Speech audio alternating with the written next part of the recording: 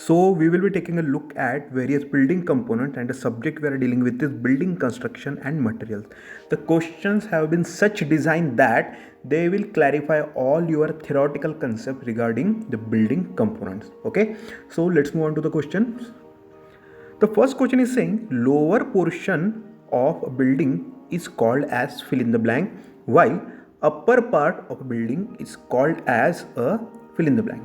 Okay, and the options are sub superstructure, then foundation superstructure, both of the above, none of the above. See, the lower portion that support the upper structure is called as a substructure or foundation, and the upper structure that serves the purpose of the building for which it is meant to be utilized is called as superstructure.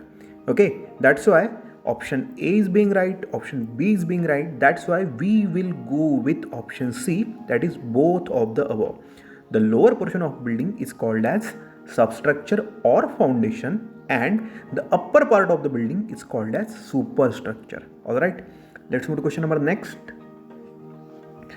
Question number 2 is saying fill in the blank transmits the load of structure to the soil below. Okay, what transmits the load of structure to the soil below? Substructure. Okay, substructure or the foundation which is in direct contact with the ground, and it takes the load from superstructure and then transmits it or transfers it to the soil below. Okay, it is answer A, option A, it is substructure. Okay, then fill in the blank serves the purpose of building for which it is constructed. Okay, the purpose of the building, the occupancy of the building will be there in the superstructure. Okay, superstructure is the part of building which is utilized by the user, which is put to use by the user. Okay, superstructure serves the purpose of building for which it is constructed. All right, let's move to question number next. Portion of a building that exists between ground level and floor level is called as plinth. The plinth or the plinth level is the portion of the building which exists between the GL and the floor level. Alright, let's move to question number next. Masonry units of a building includes walls, columns. Do it include footing and flooring? No. Masonry unit of a building includes walls and columns. Okay, option B is wrong, that's why option C will be wrong, and since we have found out the answer, option D is also getting ruled out here. Okay, walls and the columns are known as, are called as, are termed as the masonry units of a building. Okay, then horizontal transportation in building is provided by, option A is saying passages, hallways and corridors. Then option B is saying stairways, lifts and ramps. Option C both, and option D none. See, here passage, hallway and corridors are present on the same level. Okay, they are used to connect the various rooms on the same level or same floor. Okay, and when we are talking about stairways, lifts and ramps, they are called as the vertical transportation means. That means stairways and lifts and ramps are used to connect the various layers, the various levels, the various floors that exist in a building.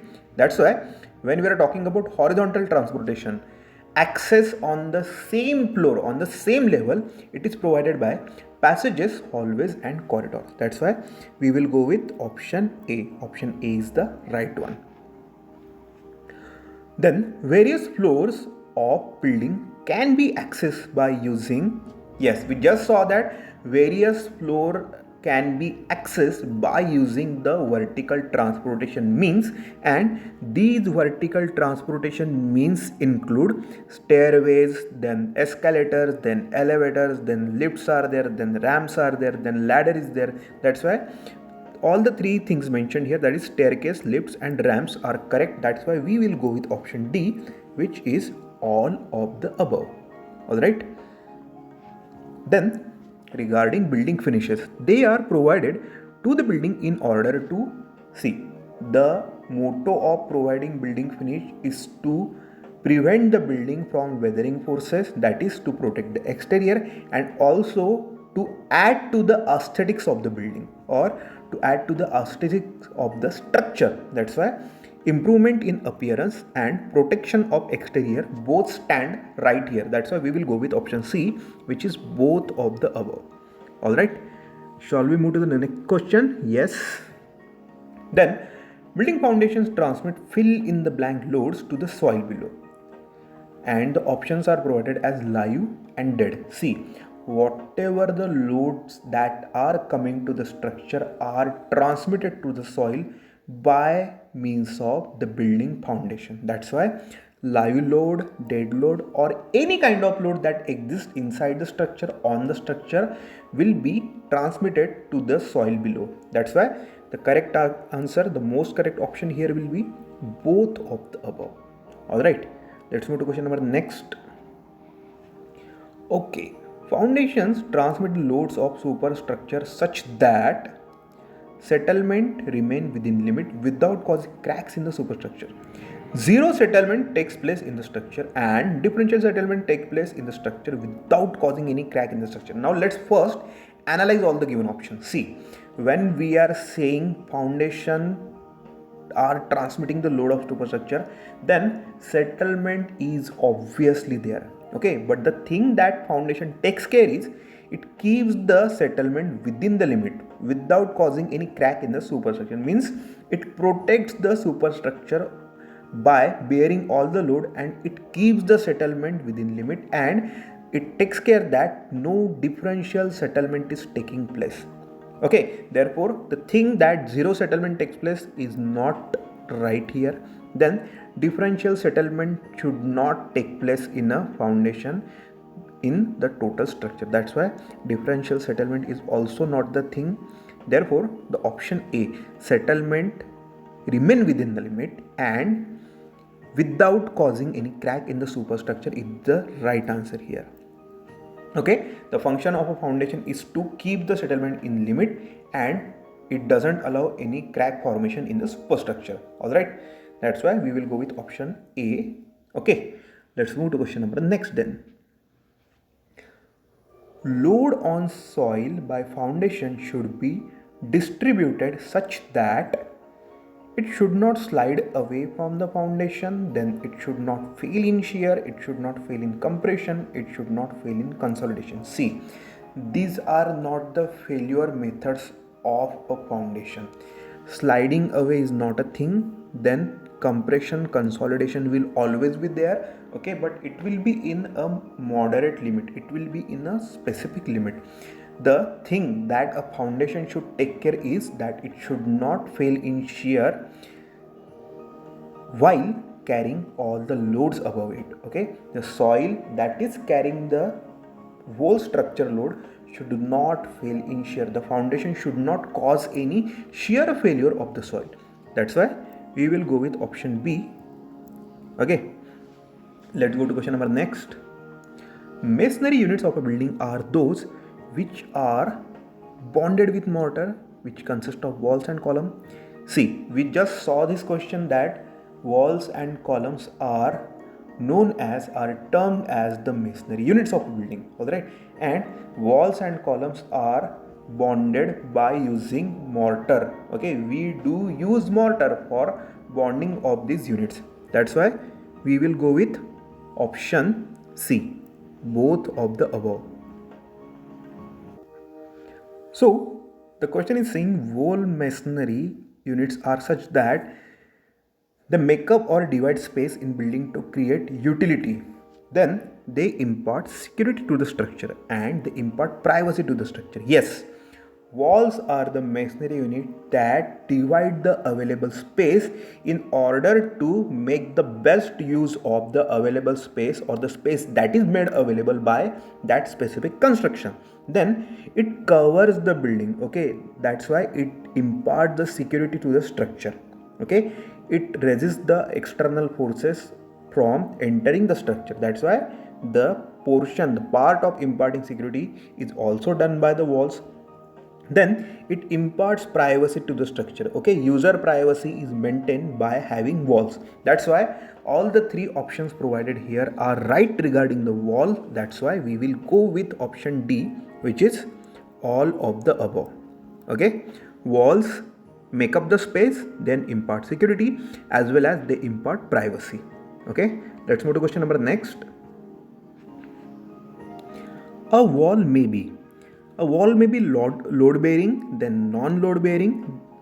See, when we are talking about load bearing structure, then the wall forms the masonry unit that creates space, that imparts space to the structure, that divides the structure, as well as they form the integral part of the structure that carries the load of the structure. Okay, wall do act as load carrying component when we are talking about a load bearing structure, and in a frame structure a wall is just used as a component that imparts privacy. They act as partition wall over there. Okay, load bearing wall support the superstructure, and non load bearing wall act as a partition wall that imparts security and privacy to the structure. Okay, that's why a wall may be load bearing and non load bearing also. That's why we will go with option C, which is both of the above. Okay, let's move to question number next. Width of a column is maintained as, okay, column is a masonry unit and we are talking about the dimension rules of the column. Width of the column should be maintained such that it is not less than its thickness. Yes. Then it should not be more than 4 times its thickness. Yes. Width should not be less than its thickness and should not be more than 4 times its thickness. That's why the correct answer here is option C, both of the above. Then purpose of the floor is to divide the building into various levels. Yes. Create privacy to the user. See, this specific point, creation of privacy for the user, is primarily done by walls, not floor. The sole purpose of floor is to divide the level. Okay, is to divide the building, is to divide the structure into various levels, various layers, so that maximum use of that vertical space can be taken. That's why option B is not suiting here. Okay, that's why C is not there, D is not there. We have got the correct answer, which is the function of floor. Division of the building into different level is the function of the floor. All right, let's move to question number next. Floor just on the ground level is called as fill in the blank, whereas the floor just below the ground is called as fill in the blank. See, ground floor is the one which is situated just on ground level, whereas the basement floor is the one which is located just below the ground. Okay, that's why we will have to look for ground floor and basement floor, which is option B here. Okay, ground floor is the one situated just on the ground level, and just below the ground level you are going to find the basement floor. All right, let's move to question number 18. Okay, fill in the blank forms the base of the floor, while fill in the blank forms the finish of the floor. See, subfloor forms the base of the floor. Okay, and the floor covering forms the finish upon which the user roams, upon which the user uses the floor, is the floor covering. Okay, subfloor forms the base, forms the decking of the floor, while covering, the finish of the floor, is called as floor covering. All right, option B is the one. Means floor has two components, subfloor and floor covering. All right, let's move to question number 19. A roof is divided into how many components? 4, 3, 2, 5. See, there are two components of a roof. A roof can be roughly divided into two components, which is roof decking, the structure that supports the covering, and the roof covering, which form the actual roof, which act as the impermeable, opaque, maybe opaque or transparent, okay, the covering on the roof decking. Okay, that's why a roof is roughly divided into how many components? 2. Question number 20. Roof decking can be, okay, we just saw what a roof decking is. The structural component that is going to form base for the roof covering, the base for the final cover, opaque or transparent or non-transparent cover, is called as what? Roof decking. A dome can act as a roof decking. Okay, a truss can act as a roof decking, a flat slab can act as a roof decking. That's why any of the above can act as what? A roof decking. Okay, roof decking means what? Simply it is the structure that support the roof covering. Alright, let's move to question number 21. Fill in the blank is an opening made in the wall to allow light, air, and primarily to provide access to the room or building. See, all the three options provided here do allow light and air, but the point that is highlighted here is that it provide access. Do we access a room via window or via ventilator? No, unless you are a thief. Okay, you do not enter your room by window. Okay, that's why door is the answer here. Door may sometimes allow light and air, but the primary function of a door is to provide access to the room or the building. Alright, that's why we will go with option A, which is door. Then, function of a lintel is to create an opening in the masonry for a door or window. No, not this one. Support the structure above the opening. Yes, the function of a lintel is to support the structure which is above the opening, which is made for a window or a door. Okay, since what you are doing, since you are providing an opening here, for example, this is window, this is door, then the continuity has been broken. See the masonry here, the superstructure component here are in continued fashion in this section, but since you have provided an opening here, then the continuity of the superstructure, the load carrying in case of the load bearing structure has been broken over here. That's why what we will do, we will provide a structure, a component here which is called as a lintel or a lintel beam that takes care of all the load which is over the openings provided. Opening means window, we are talking about window or door. Alright, a lintel may be here or a lintel beam may be provided. Alright, that's why we will go with option B, support structure above the opening. Then out of the following, vertical transportation means which one is the most simple to use, operate and to maintain. See, when we are talking about elevator and escalator, both these components, both these vertical transportation means require electricity and they cause high maintenance and they require skilled operation. Okay, that's why the adjective that we have used here, that is simplicity, easy operation and easy maintenance or low maintenance, do not suit to elevator or escalator. Then ladder is a cost effective one, but it is not easy to use. Can you imagine an apartment having ladders only? No. The only simple and oldest and most convenient means of vertical transportation here is staircase. Staircase is the one which is easy to use by anyone, any age group, any kind of person, anyone can use staircase. Okay, ladder is kind too difficult to escalate over. That's why we are going to go with staircase. Okay, which one of the following is a building finish? Plastering, yes, it is a building finish. They cover the exposed building component. Whitewashing, yes, whitewashing is done over plastering. Then coloring, yes, coloring also done for various components or various components of building, such as door is there, window is there, or the steel grill is there. Okay, that's why all the components provided here are the building finishes component. That's why we will go with option D, all of the above. Then building finishes, okay, we have been provided with a statement. Building finishes not only but also kind of thing, not only improve the aesthetics of the building, but also what they do. Do they protect the building from weathering action? Yes, they do. They increase the life of component. How?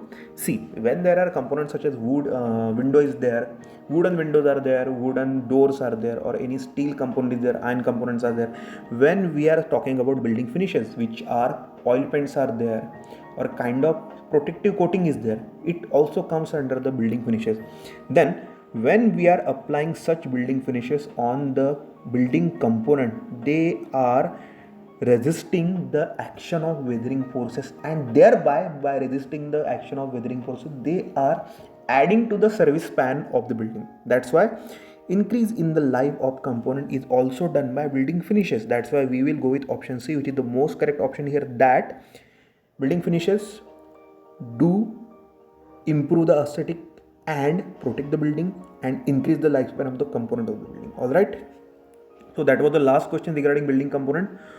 Hope you like the video. Please press the like button. Do share the video amongst your friends and subscribe to Simplified Learning if you want to see more such informative videos regarding civil engineering. So till then, take care and bye.